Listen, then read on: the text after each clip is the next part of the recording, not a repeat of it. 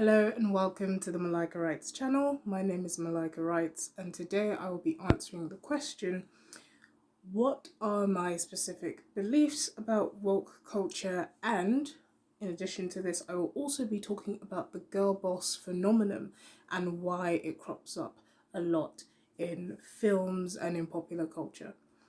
So to answer the first question, I think everything has to be kind of brought back to why woke culture started in the first place. In order to understand what it is, we have to kind of do the background stuff. And just to quickly summarize so that this is not a history lesson, woke culture sort of came about as a response to more right-wing media and to more right-wing sentiments that were going on at the time.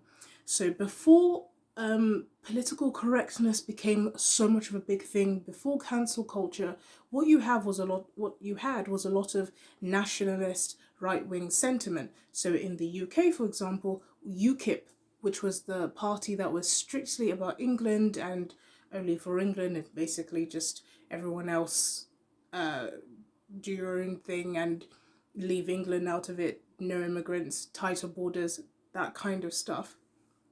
That was UKIP's message, and they became really popular in England. In America, you had a similar sort of sentiment rising. You also had, the guys with the tiki torches. That sentiment was on the rise. And as a response to that, you then had woke culture. You then had cancel culture. A big driver of cancel culture was Trump, because Trump was the president who was so active on Twitter.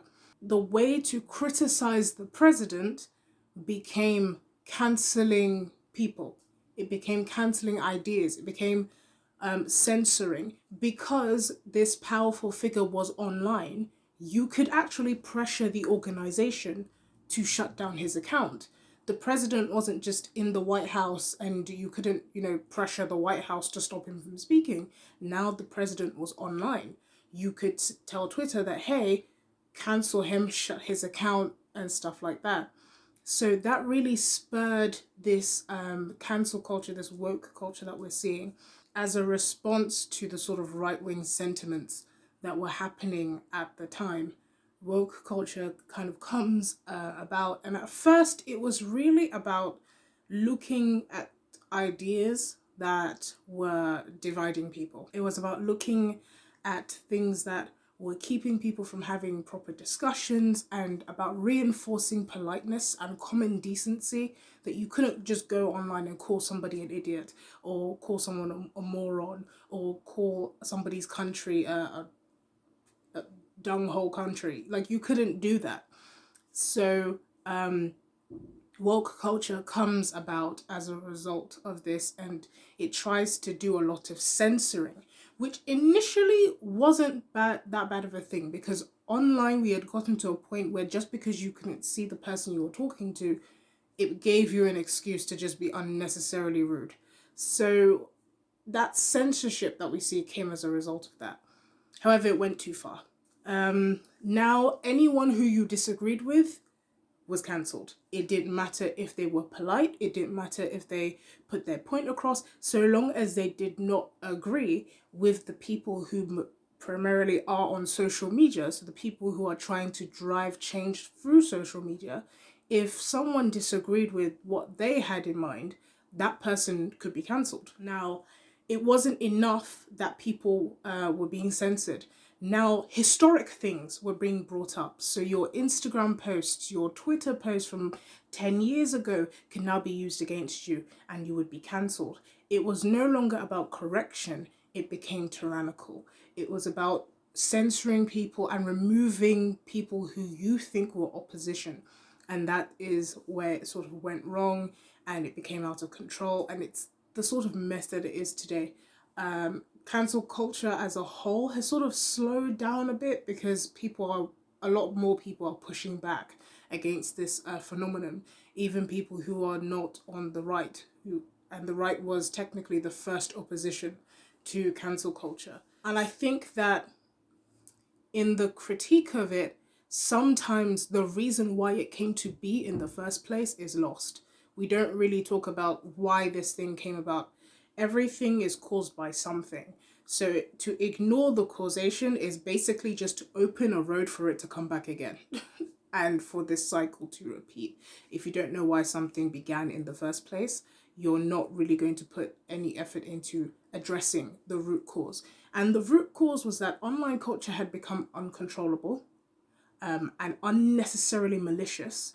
And the discourse online was not discourse. It was just throwing insults back and forward. And we still see this today where people who have big platforms don't know how to be nice. We saw that kind of impolite behavior. And I don't know whether this is just England, that we have a sort of politeness here. We have sort of commonplace politeness where certain things are just not allowed. Like, you can dislike somebody and be a little bit passive aggressive, but there's a common kind of politeness that happens in the UK that was just not the case in America. And one thing is that a lot of the major and sort of extreme cases of cancel culture were all from America, again because their president was on Twitter. So a lot of the things they were calling for were directed at him. Then Trump leaves and now they had to put someone else in.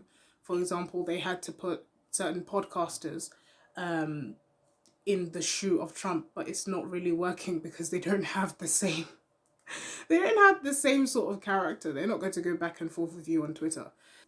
Now, coming to the final part of this question, which is what are my personal opinions on woke culture and everything. Now that I've kind of summed up everything, what do I think about it? What are my personal feelings about it?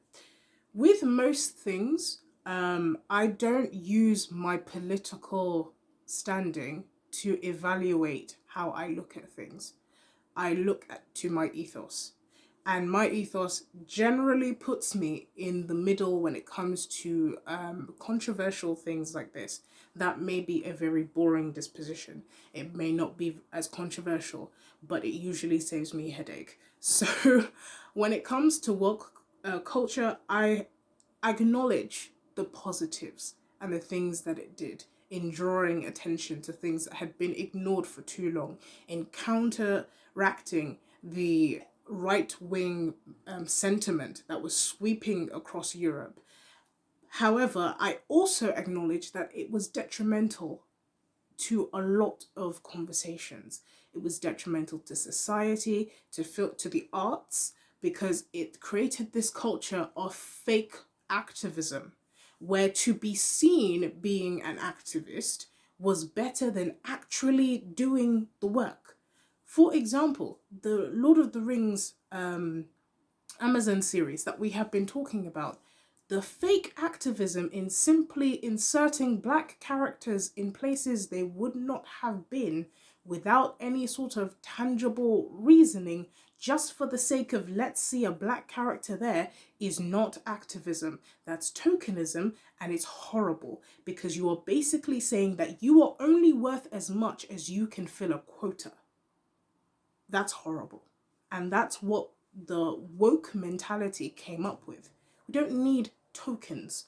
We need real people, and we need realism. That was what defined the whole cinema genre. That's why it's not theatre. Theatre, you can bend the rules. Henry VIII can be black. It doesn't really matter because it's theatre. It's a different kind of environment. That's why The Green Knight works, because The Green Knight is filmed like a theatre play. So it can get away with having Sir Gawain as an Indian and having King Arthur as a white man, and somehow Sir Gawain is his nephew. Because it's filmed like a theatre play. So race doesn't matter. It's all about how that actor is playing that character. Now in cinema, which much like the novel is based on realism, you don't have as much leniency unless you give the pretense, like The Green Knight did, that we are watching something that's a play. The Rings of Power isn't really giving that feel. It's giving very much realism, so we expect realism. But these are just some of the consequences of woke culture. So now on to the second question, which I've decided to link to this one because I think that it sits in very well. So why do people like girl boss characters? Because like I've said, like I've said previously, girl boss characters are characters that majority of viewers do not like. However, a select amount of people do like them, and that is why they keep coming up in movies. So I want to basically say that this character type is not necessarily new or exclusive to the modern woman, because if we look at the Amazonians, for example, in Greek mythology, they are basically the definition of girl boss behavior. It's basically women exemplifying all the toxic traits that we do not like in men: the bravado, the false macho-ness, the so-called alpha male behavior, but no substance to actually back that up. So all of that just gets shifted into a female body, and suddenly we have the girl boss character, and that has happened several times throughout history. It's nothing new. So why is it that we actually have this character? What is the appeal of this character? So Jung discusses something called the Electra Syndrome, which is basically that girls go through a period of their lives where they feel castrated. They feel like they are castrated boys. They basically feel everything that boys do: the call to adventure, the need to explore, all of that. But they are limited by the fact that they don't have a phallus. So they are not truly boys. They have other things that are either limiting them, or other things that don't allow them to quite experience what the boy experiences. And this is usually around the time where the girl first discovers her femininity, and not just in the sense that she discovers she doesn't have a phallus, but she discovers that she is inherently not a boy. And it's painful because there are limitations that come with not being a boy. And that's what the Electra syndrome is basically about. It's more complicated than that, but I've just kind of simplified it for the sake of this video. And so when we look at the girl boss, it's the Electra syndrome but amplified. It's what the girl wants to be. She wants to be a man, but she can't physically be a man, so she tries to do everything in her power to overcompensate for her castrated phallus. And that is what the girl boss syndrome is. And this is when this stage usually occurs when girls are young. So why is it so egregious? It's because usually the girl boss is played by a grown woman, and we know subconsciously that she should have outgrown it. It's like the difference between Captain Marvel and Toph from Avatar: The Last Airbender. Toph is a young girl, and she's also blind. So her bravado and all the toughness that she tries to exude, the lack of wanting to ask for help, wanting to do everything by herself, not be seen as weak, all of that comes. So her eyes, her blindness kind of act like her castrated phallus.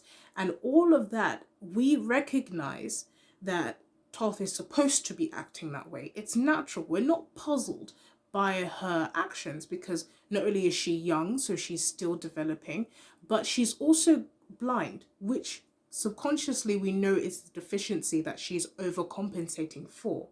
So we allow her to do that. Her overpoweredness, the fact that she beats up grown men twice her age, mocks them about it, she's very much out there. We excuse it because we understand that this is the stage she's going through, and her character arc is asking for help. It's becoming part of the team. It's actually learning to work with people, to rely on people. And when she goes through that character arc, we love her all the more for it, because we see a softer side of her. We see her become able to be tough without the bravado and the toughness. So, and we see what she is outside of all of that. However, for a character like Captain Marvel, you're a grown woman. I don't understand why you're still behaving that way. And we all know this. First of all, she doesn't have any physical thing that we can subconsciously go, oh, that's the That's the castrated phallus. So her actions come across as odd because we know that at her age, she should have adjusted. She should have understood the benefits of femininity and understood the benefits of being a woman and be proud to be a woman and live as a woman and kind of know what all of that comes with and navigate the world in all that being a woman comes with. So when we see a grown woman still behaving like tough and she hasn't adjusted basically, and there is nothing really in her life that requires her to behave so masculine or so, not, I wouldn't even say masculine, but so macho, we're confused and it doesn't sit right with us. Not, it doesn't sit right with women because it makes it seem like being a woman is not enough and there is some sort of deficiency in being a woman.